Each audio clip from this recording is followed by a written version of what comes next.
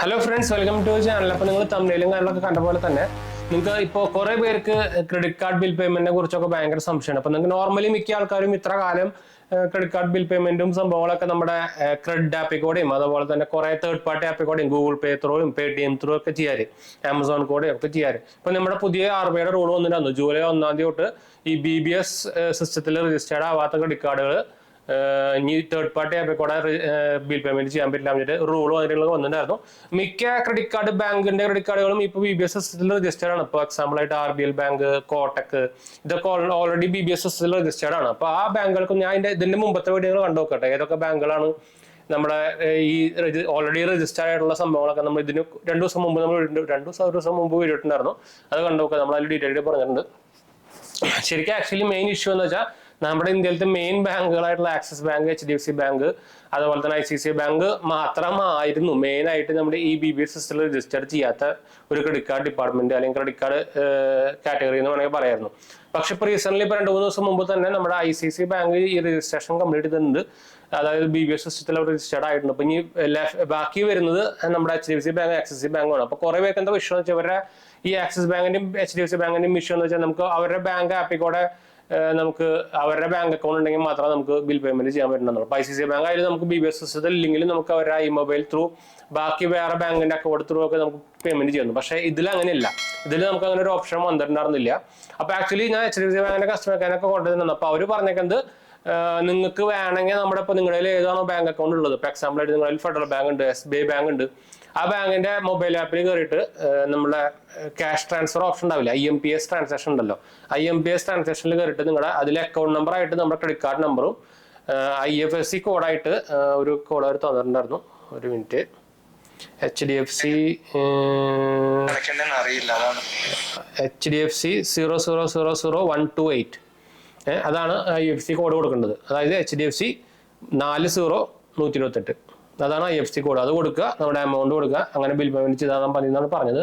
ഇപ്പം പക്ഷേ axis bank credit കാർഡിലൊക്കെ നമുക്ക് ക്രെഡിറ്റ് ത്രൂ പേയ്മെന്റ് ചെയ്യാൻ പറ്റുന്നുണ്ട്. അതെന്താ വെച്ചാൽ അവരും ചെയ്യുന്നത് ഈ പരിപാടി തന്നെയാണ്. മുമ്പ് എങ്ങനെയാണ് അവർ ചെയ്യാറ്? UPI മെത്തേഡ് ത്രൂ ആയിരുന്നു ക്രെഡിറ്റ് കാർഡ് ബിൽ പേയ്മെന്റ് ചെയ്യാറ്. ഇപ്പൊ അവർ ആക്ച്വലി ഈ രജിസ്റ്റേർഡ് ചെയ്യാത്ത കാർഡുകളിലൊക്കെ ആക്സിസ് ബാങ്ക്, HDFC ഒക്കെ അവരും നമ്മൾ ഇതുകൂടെ പേ ചെയ്യുമ്പോൾ അവർ പേയ്മെന്റ് ട്രാൻസ്ഫർ ആവുന്ന IMPS മെത്തേഡ് ത്രൂ തന്നെയാണ്. അതുകൊണ്ടാണ് ഇപ്പോഴും കുറെ പേർക്ക് ക്രെഡിറ്റ് ആപ്പിൽ കൂടെ ആക്സിസ് ബാങ്കിന്റെ ബില്ലടക്കാൻ പറ്റുന്നുണ്ട്. അതാണ് മെയിൻ റീസൺ വരുന്നത്. പക്ഷേ ഈ ഒരു മാസമാണ് ഈ ഇഷ്യൂ വരുള്ളൂ. അടുത്ത മാസം ആകുമ്പോഴേക്കും എല്ലാ ബാങ്കുകളും ഇപ്പൊ ലെഫ്റ്റ് ചെയ്ത ആക്സിസ് ബാങ്ക്, HDFC അത് BBS രജിസ്റ്റേർഡ് ആയിക്കോളും. പക്ഷെ ഞാൻ പറയുകയാണെങ്കിൽ നിങ്ങൾ ഇപ്പൊ ഈ ഒരു മാസം അറ്റ്ലീസ്റ്റ് ഈ ആക്സിസ് ബാങ്ക് ക്രെഡിറ്റ് കാർഡും ക്രെഡിറ്റ് ഉപയോഗിക്കാൻ നിൽക്കണ്ട. ചിലപ്പോൾ ഈ എമൗണ്ട് ബ്ലോക്ക് ആവാനൊക്കെ സാധ്യത വരുന്നുണ്ട്. അപ്പോൾ ഇത് അവർ ഈ കസ്റ്റമർ കെയർ പറഞ്ഞ രീതിയിൽ തന്നെ നിങ്ങൾക്ക് ചെയ്യായിരിക്കും കുറച്ചുകൂടി നല്ലത് കേട്ടോ.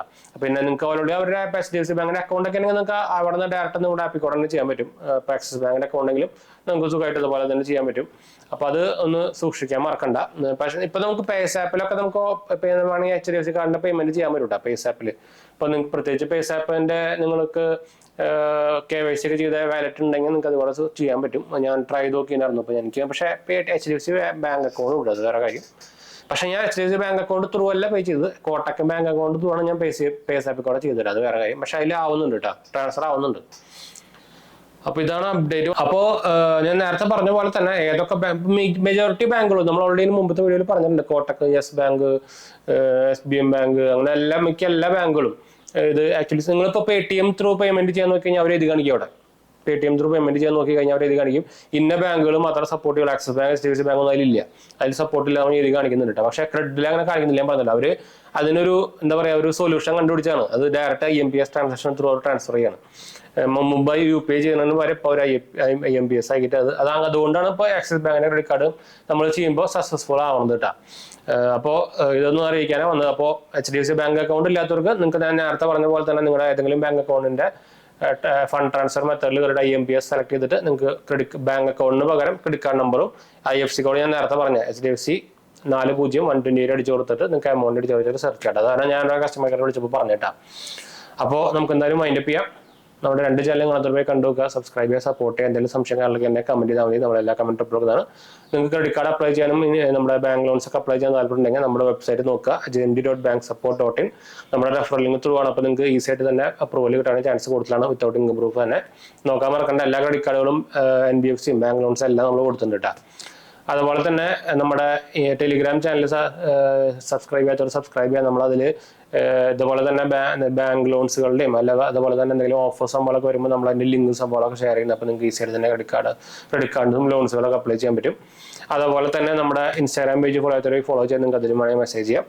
അപ്പോൾ മറക്കണ്ട കേട്ടോ, എല്ലാത്തിനും സംഭവം ഡിസ്ക്രിപ്ഷൻ കൊടുക്കുന്നുണ്ട്. അപ്പോൾ അടുത്ത കാണാം. ബൈ.